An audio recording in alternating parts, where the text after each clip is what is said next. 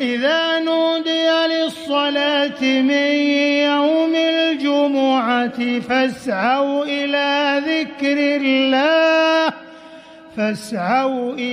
ذكر الله وذروا البيع ذلكم خير لكم إن كنتم تعلمون.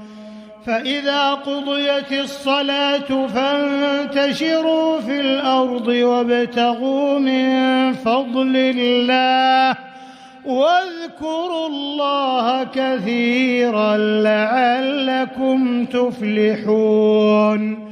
وإذا رأوا تجارة أو لهوا انفضوا إليها وتركوك قائما قل ما عند